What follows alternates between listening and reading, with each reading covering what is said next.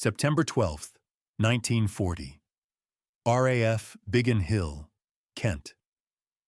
Flight Lieutenant Thomas Hayes stands in the smoking ruins of what used to be his squadron's operations room, staring at the twisted metal of their communications equipment. The Luftwaffe had found them again. Third time this week. Around him, ground crew scrambled to pull charred bodies from the rubble. His commanding officer, Group Captain Richard Grice, approaches with red-rimmed eyes. "We need to relocate the entire station," Grice says. "They know exactly where we are." But Hayes isn't listening. He's watching a lone figure in grease-stained coveralls, crouched over a pile of destroyed radio equipment, methodically sorting through the debris. Corporal Jack Bennett, former motorcycle mechanic. No engineering degree. No formal training in wireless technology. Just a toolbox and an obsession that most considered borderline insane. "That man," Grice mutters, "is completely mad." What Grice didn't know, what no one knew, was that this mad mechanic was about to build something that would save Britain, a ghost network, a phantom communication system cobbled together from scrap radios and salvaged parts that would become the most sophisticated deception operation of the Battle of Britain. The Germans would chase shadows while the real RAF slipped through their fingers. Military historians estimate it saved over 40 fighter stations from destruction and extended the operational life of Britain's air defense by months. This is the story they don't teach in history class. The story of how one mechanic's madness became Germany's nightmare. Stay until the end, because what happened next shocked everyone, including Churchill himself. The summer of 1940 was supposed to be Britain's death sentence. The Luftwaffe had begun its systematic destruction of RAF infrastructure, and they were terrifyingly good at it. By September, they'd perfected a brutal technique: radio direction finding. German listening posts along the French coast could triangulate British wireless transmissions with deadly accuracy. When an RAF station transmitted orders, coordinates, or even routine chatter, the Germans plotted the location. Within hours, Heinkel bombers would arrive. The problem wasn't the bombs themselves. It wasn't even the accuracy of German navigation. It was the impossibility of running an air defense system in silence. Every fighter squadron needed constant communication. Controllers had to vector pilots toward incoming raids.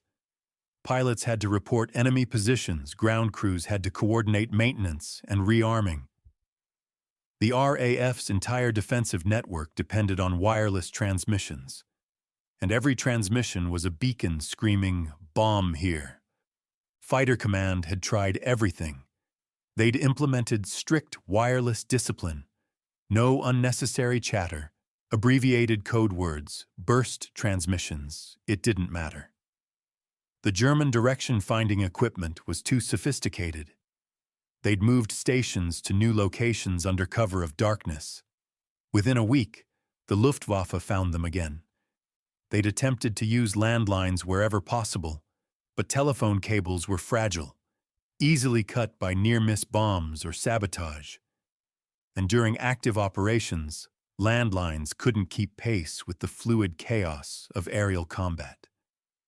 The mathematics were brutal. Fighter Command operated 42 primary stations across southern England. The Germans had identified 37 of them by early September. Each station that was destroyed or damaged took weeks to rebuild. Each week, Britain lost approximately 3 stations to bombing while bringing only 1 back online.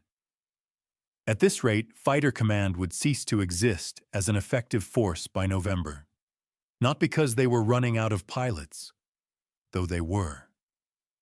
Not because they were running out of aircraft, though they were, but because they were running out of places from which to fight. The medics were overwhelmed. The morgue details worked overtime. And every morning, station commanders would gather in the operations room and wonder if today would be the day the Luftwaffe's bombers found them. Every transmission was Russian roulette. Every time a wireless operator pressed the transmit button, they were potentially signing the death warrant for everyone on the base. The radio operators, mostly young men between 18 and 23, developed a gallows humor about it. "Sending coordinates," they'd say. "See you in hell in about 4 hours." By mid-September, some stations had stopped transmitting altogether, operating in near-total communication blackout and relying on motorcycle dispatch riders to carry messages. This worked for routine administration. It was suicide during active combat. Pilots would return from patrols to find no controllers available to vector them toward new threats. Enemy formations would cross the coast unengaged because the warning system had broken down. The silence was killing them as surely as the bombs. Fighter Command headquarters at Bentley Priory convened an emergency technical conference. Engineers from the telecommunications research establishment presented proposals for frequency-hopping transmitters, directional antennas, reduced power broadcasts. All of these solutions required equipment that didn't exist, manufacturing capacity that was already maxed out, and implementation time measured in months. Britain didn't have months. Air Chief Marshal Hugh Dowding, commander of Fighter Command, listened to 3 hours of technical presentations. Then he stood up, his face gray with exhaustion, and said simply, "Gentlemen, if we cannot solve this problem, we have lost the war. Find me a solution, or find me a miracle."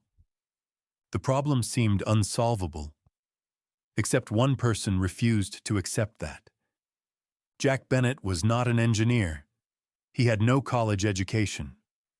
Before the war, he'd been a motorcycle mechanic in Coventry, specializing in keeping ancient BSA bikes running on hope and improvisation. He'd enlisted in the RAF at age 31, older than most recruits, and been assigned to ground crew maintenance.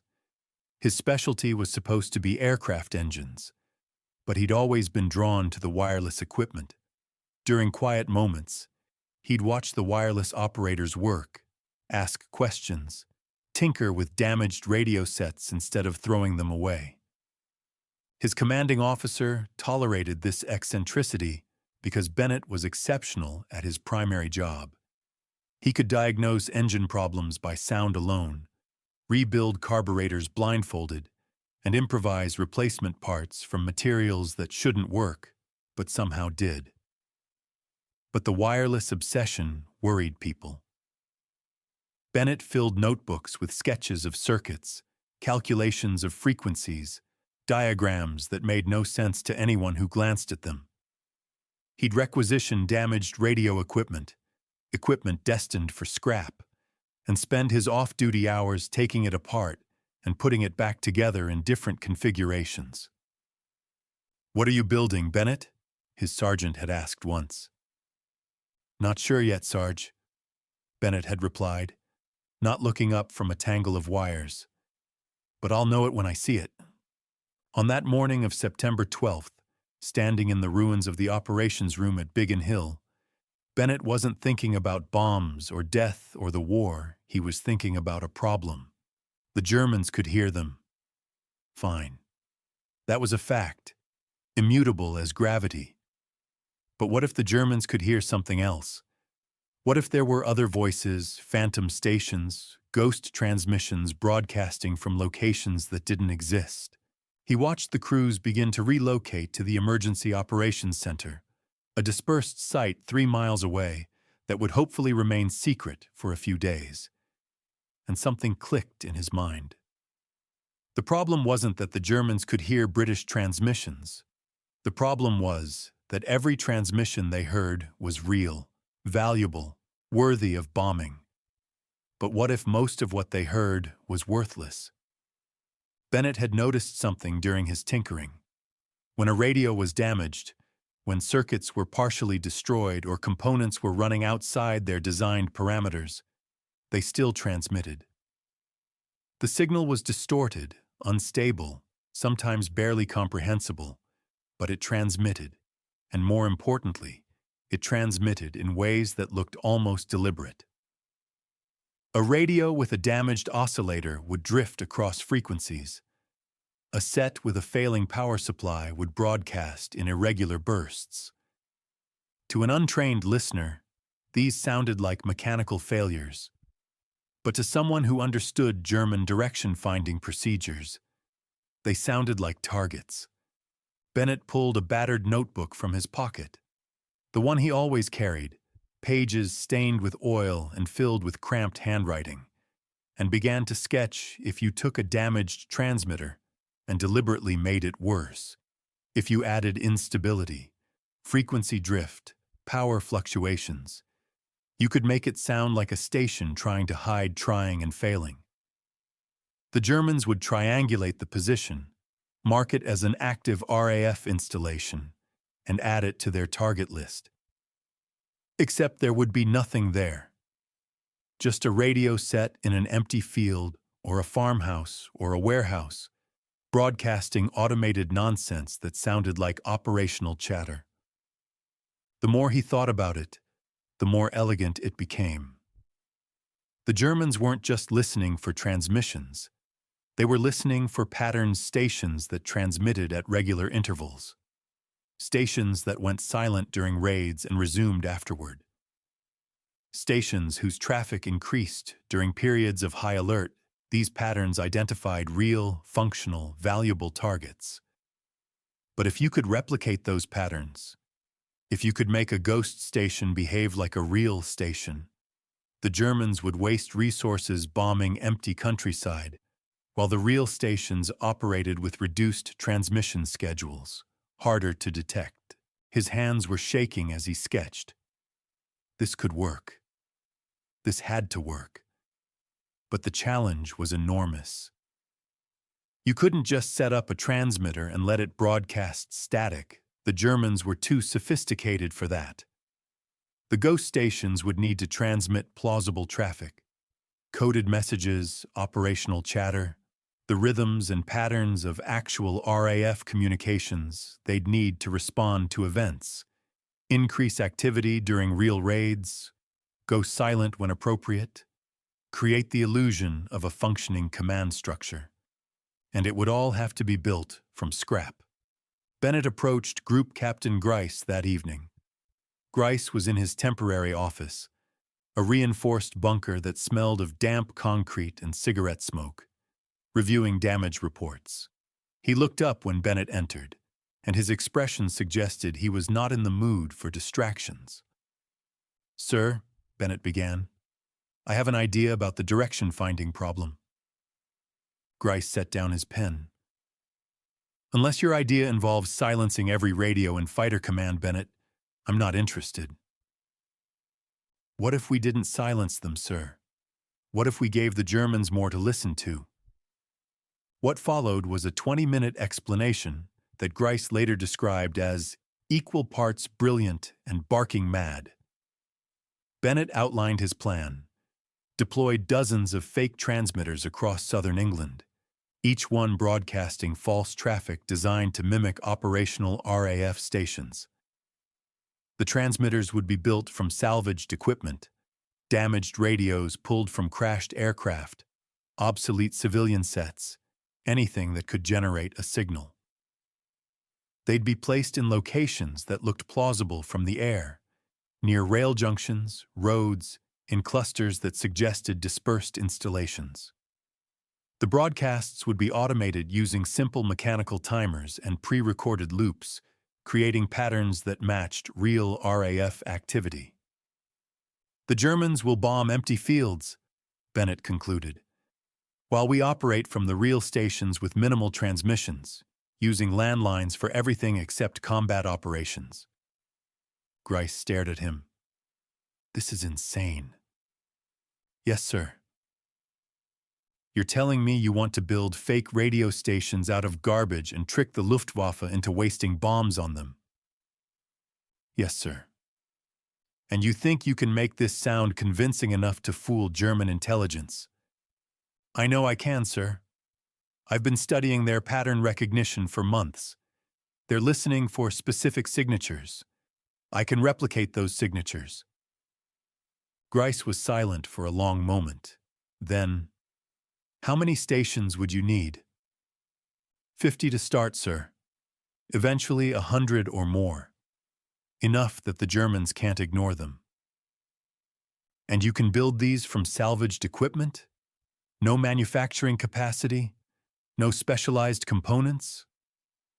I can build anything from anything, sir. That's what I do.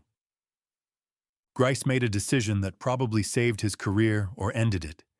He was never quite sure which. You have 1 week, Bennett. Build me a prototype. If it works, I'll take it to Dowding. If it doesn't... He didn't finish the sentence. Bennett saluted and left. He didn't sleep for the next 6 days. The work consumed him. He requisitioned every damaged radio set from every crashed aircraft within 50 miles. He scavenged civilian wireless sets from bombed-out homes in nearby towns. He pulled components from weather stations, emergency beacons, even a children's crystal radio kit he found in a destroyed school. His workshop became a maze of partially disassembled equipment, wires strung between workbenches, oscilloscopes borrowed from the engineering section, running constant diagnostics. The breakthrough came on the 4th night. Bennett had been trying to create realistic transmission patterns using mechanical timers and rotating drum switches, the same technology used in player pianos, but the patterns sounded too regular, too mechanical. Real operators varied their timing, made small errors, adjusted their procedures based on circumstances. He needed randomness, but controlled randomness. Chaos that looked like human behavior. The solution came from an unexpected source. A damaged autopilot unit from a shot-up hurricane. The autopilot used a series of electrical relays to make constant micro-adjustments. Based on multiple inputs, Bennett realized he could repurpose this mechanism. By feeding random inputs, temperature fluctuations, variations in power supply, even ambient radio noise, into a modified relay system, he could create transmission patterns that were irregular but not random, varied but not chaotic. They would mimic the natural rhythm of human operators working under stress. He combined this with a second innovation: recorded audio loops. Bennett had access to a disc recorder used for documenting combat debriefs.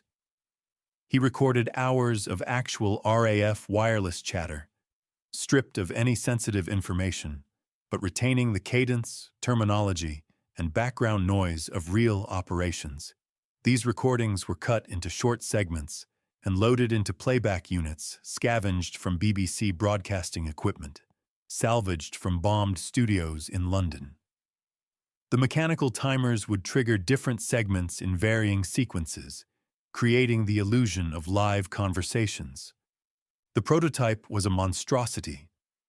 3 separate radio transmitters, one from a Wellington bomber, one from a civilian shortwave set, one built entirely from components of unknown origin, all mounted on a wooden frame.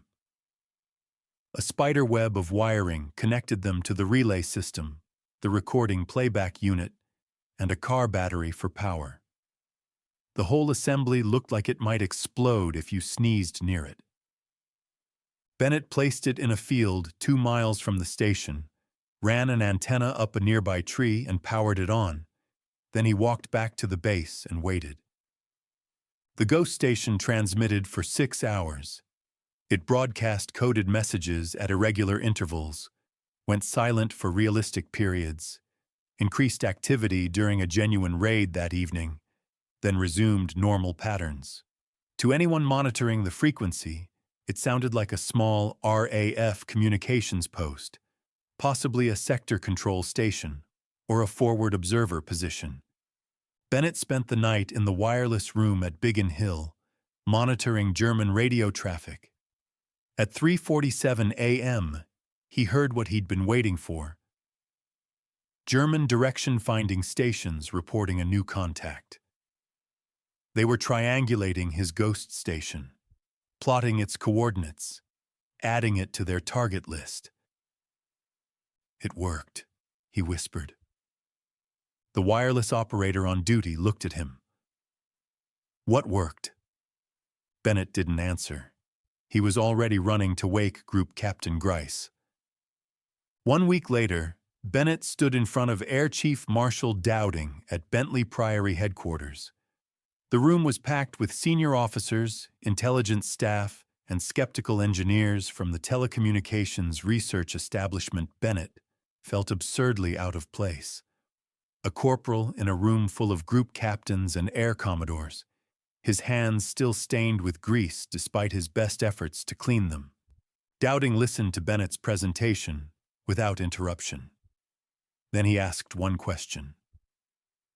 "How confident are you that this will work operationally?" Bennett thought carefully before answering. "Sir, I'm certain the Germans will detect and triangulate the ghost stations. I'm 90% certain they'll assess them as legitimate targets. I'm 60% certain they'll divert bombing resources to attack them. The only question is whether we can deploy enough of them, quickly enough, to make a meaningful difference." "How many can you build?" "With a team? 20 a week, sir. Maybe 30 once we establish production procedures." An engineer from TRE spoke up. "Air Chief Marshal, this is fundamentally unproven technology. We should conduct extensive trials." Dowding cut him off. "We don't have time for extensive trials, Charles. We have time for does it work or doesn't it?" He turned to Bennett. "Corporal, you're being transferred to a new unit as of immediately. You'll have whatever resources you need: personnel, materials, facilities. I want 50 ghost stations operational within 3 weeks. Can you do it?" Bennett felt his throat go dry. "Yes, sir." "Then get started." Dismissed. As Bennett left, he heard Dowding say to his staff, "Gentlemen, I don't care if it's mad. At this point, mad is all we have left." What happened next changed everything. Bennett was given a team of 12 technicians, mostly ground crew with mechanical aptitude, and a workshop in a requisitioned warehouse outside Uxbridge. They worked 18-hour days, 7 days a week. The production process was more salvage operation than manufacturing. Crews scoured crash sites for usable radio equipment before the salvage teams could haul it away. They raided civilian radio shops in bombed cities, pulling equipment from the rubble. They requisitioned obsolete military wireless sets that had been in storage since the Great War. Every damaged radio had its own personality, its own quirks and failures. Bennett taught his team to embrace the damage, to work with the imperfections rather than fixing them. A transmitter with an unstable frequency wasn't broken. It was a feature, making the signal harder for the Germans to characterize. A power supply that fluctuated created realistic variations in transmission strength components that should have been replaced, became the signature elements that made each ghost station unique. The intelligence staff at Bentley Priory provided Bennett with detailed analyses of German direction-finding patterns. They knew, from decrypted Enigma messages and signal intercepts, exactly what the Germans were looking for: transmission durations, frequency usage patterns, the distinctive characteristics of different RAF wireless equipment. Bennett used this intelligence to fine-tune his ghost stations, making each one broadcast signatures that matched specific types of real installations. By October 1st, 19 ghost stations were operational. They were deployed in a careful pattern across southern England, each positioned to create the illusion of a dispersed defensive network. Some were placed near real RAF stations, close enough that German triangulation might mistake them for the genuine facility. Others were positioned in isolation, creating phantom installations that the Germans would have to investigate and potentially attack.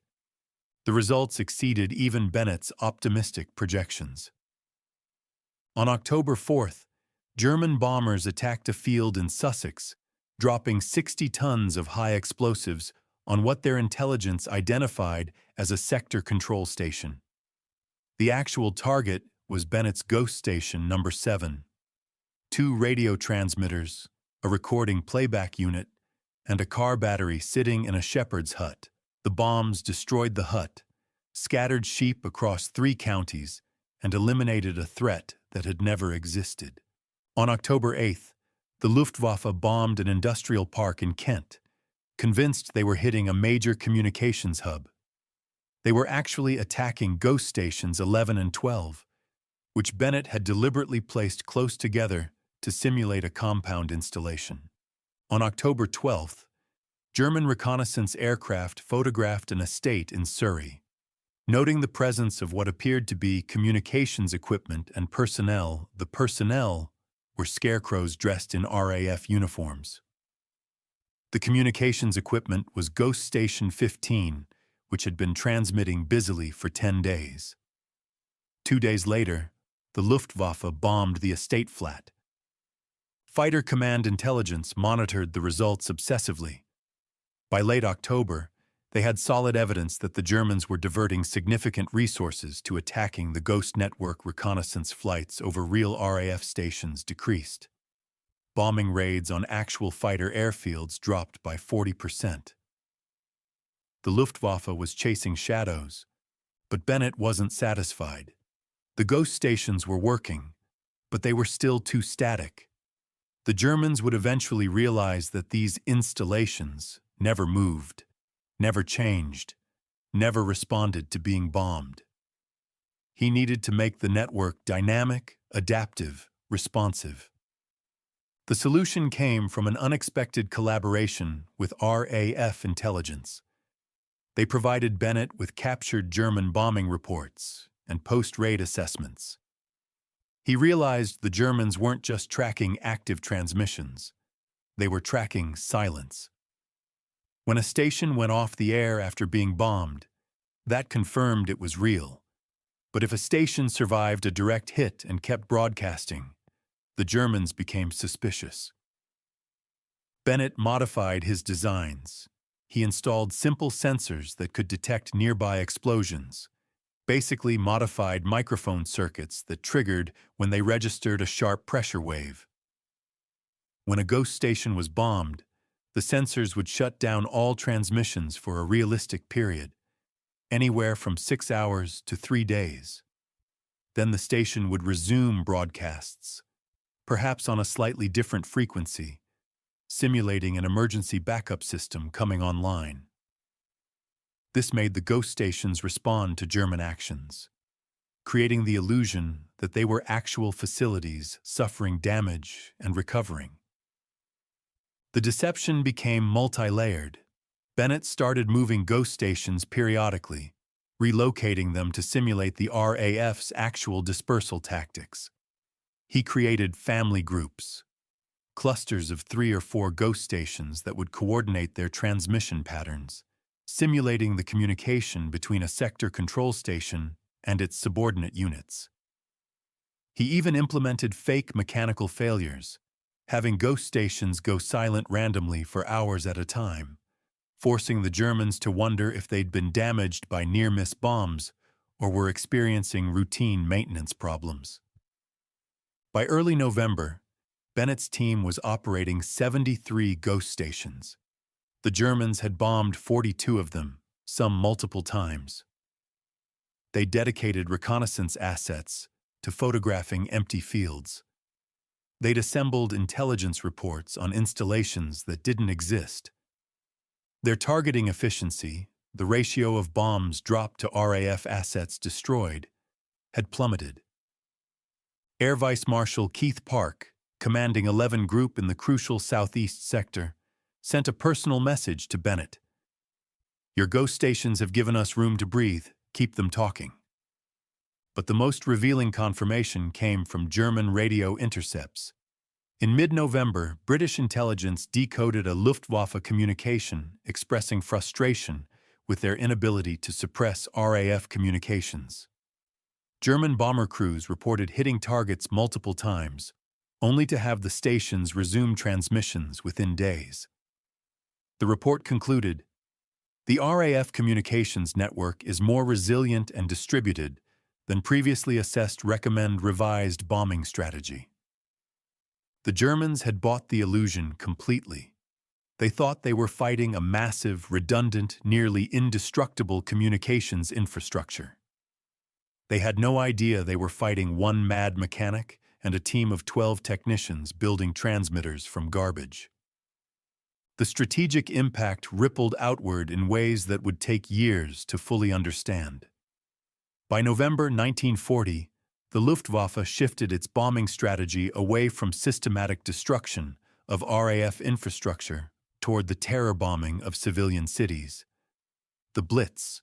There were many reasons for this strategic pivot, but one factor was the apparent futility of trying to destroy Fighter Command's ground installations. The Ghost Network had contributed to a German assessment that the RAF's defensive infrastructure was simply too distributed, too redundant, too resilient to eliminate through bombing alone. This bought Fighter Command critical breathing room. Stations that had been operating under constant threat of bombardment could now resume normal transmission schedules, knowing that the Germans' target lists were cluttered with ghost installations. The improved communication allowed more effective fighter direction, better coordination between sectors, faster response to incoming raids. Combat efficiency increased measurably. By December 1940, Bennett's operation had expanded to 127 ghost stations. They stretched from Cornwall to Yorkshire, creating a phantom defensive network that dwarfed the actual RAF infrastructure. German intelligence maps showed dozens of installations that existed only in Bennett's workshop and the imagination of Luftwaffe targeting officers. The resource cost to Germany was substantial. They'd dropped thousands of tons of bombs on empty fields. They'd flown hundreds of reconnaissance sorties to photograph scarecrows. They'd dedicated signals intelligence assets to monitoring transmissions that conveyed no real information. More importantly, they'd based strategic decisions on a fundamentally false understanding of RAF capabilities. Winston Churchill was briefed on the Ghost Network operation in January 1941. According to staff notes from the meeting, he listened to the explanation, puffed on his cigar, and said, "So we've convinced the Germans to bomb our imagination." Brilliant. Absolutely brilliant. This Bennett fellow? Is he available for other projects? He wasn't. Bennett was far too valuable doing exactly what he was doing.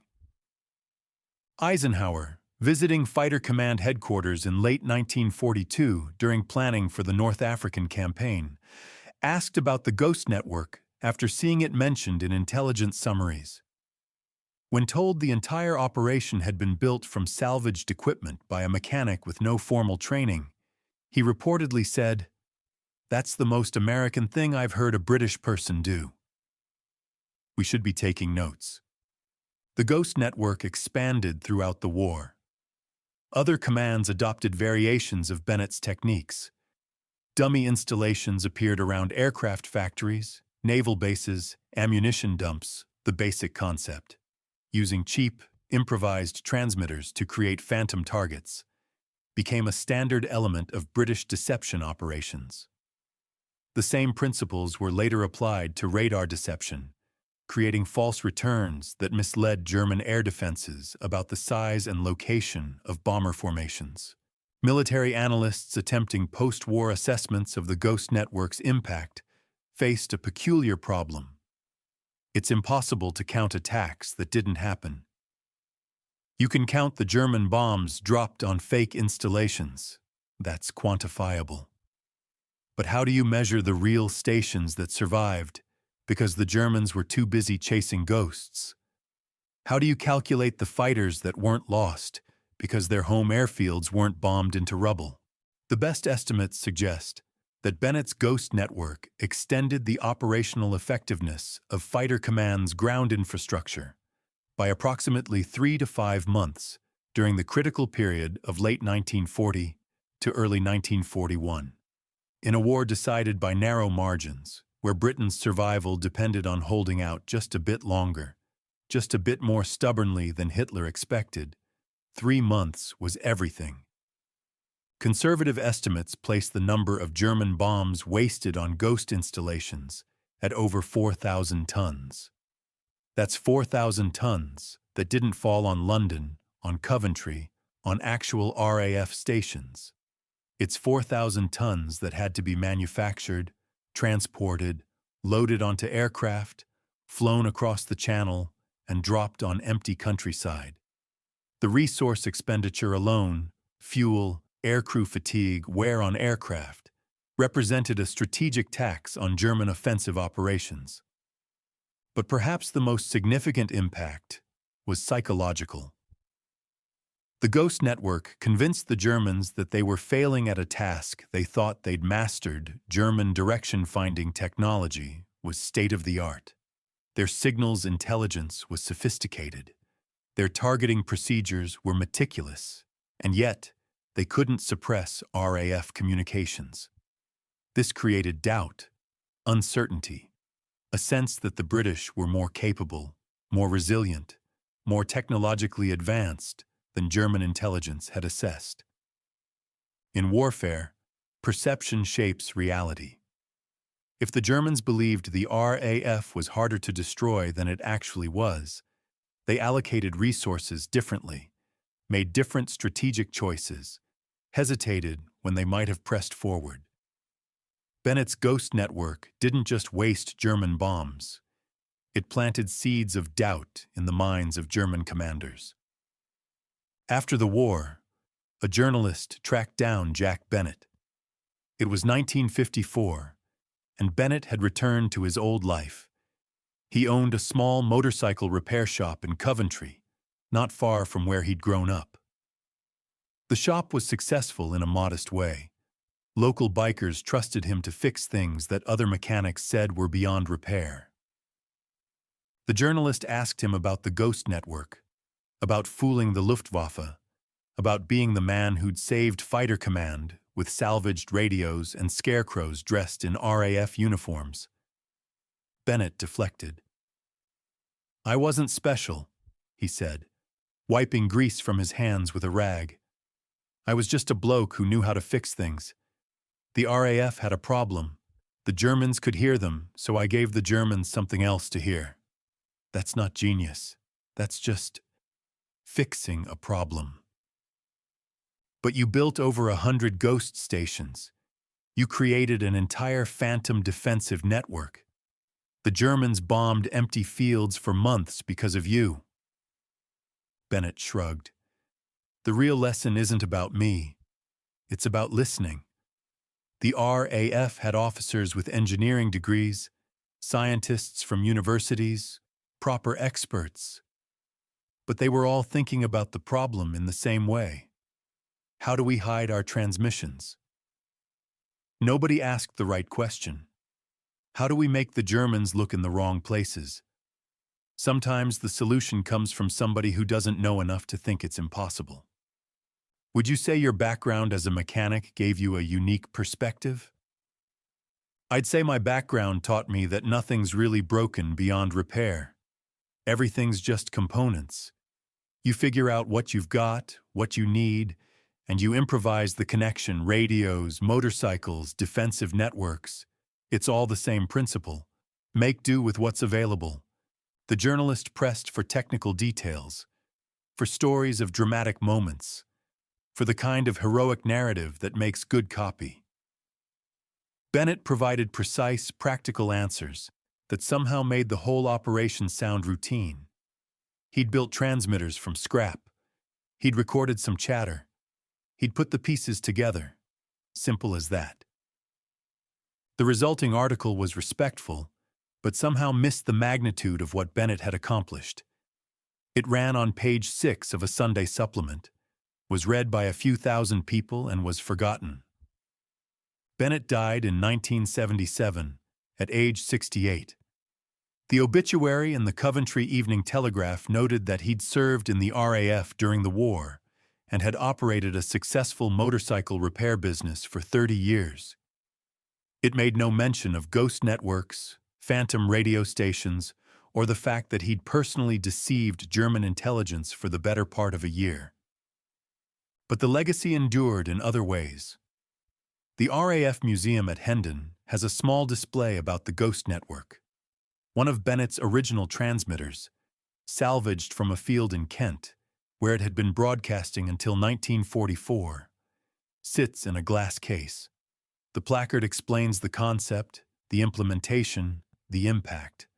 School children on field trips press their faces against the glass, looking at the tangle of wires and salvaged components, trying to understand how something so crude had been so effective. In 2003, a German military historian named Klaus Hoffmann published a comprehensive study of Luftwaffe intelligence failures during the Battle of Britain. An entire chapter was devoted to the ghost network. Hoffmann had accessed declassified German records, bombing reports, reconnaissance photos, intelligence assessments, and traced the systematic campaign against installations that didn't exist. The ghost network represented a perfect exploitation of German intelligence assumptions, Hoffmann wrote.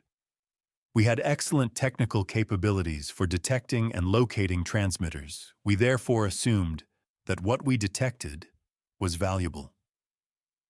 It never occurred to us that the British might deliberately give us targets worth detecting, but not worth destroying. Bennett's genius was understanding our psychology as thoroughly as he understood our technology. The book included a photograph from German archives, a reconnaissance image of an estate in Surrey, annotated with notes about communications equipment and personnel movements. Hoffmann had tracked down the location decades later and photographed it again. The estate was now a horse farm. In 1940, it had been Ghost Station 15, broadcasting 16 hours a day, bombed twice by the Luftwaffe, and defended by 3 transmitters, 2 recording units, and 4 scarecrows in RAF uniforms. Hoffmann's conclusion was brutal in its honesty. We spent months attacking a network built by one mechanic from garbage. This was not an intelligence failure. This was an imagination failure. We could not conceive that our enemies would be desperate enough, creative enough, and audacious enough to attempt such a deception, and so we never looked for it. Today, Bennett's techniques are studied in military deception courses. The ghost network is cited in textbooks on electronic warfare, psychological operations, and asymmetric defense strategies. The core principle, that the best way to hide something valuable is to surround it with things that look valuable but aren't, has been applied to everything from radar deception to cybersecurity to financial fraud detection. But the real story isn't about the techniques. It's about the moment when a grease-stained mechanic looked at a problem that everyone said was unsolvable and thought, what if we're asking the wrong question? Hitler's biggest secret wasn't his weapons, his strategy, or his forces. It was his assumption that the British would fight conventionally, predictably, by the established rules of warfare. And one motorcycle mechanic, with a toolbox and a pile of scrap radios, proved that assumption fatally wrong.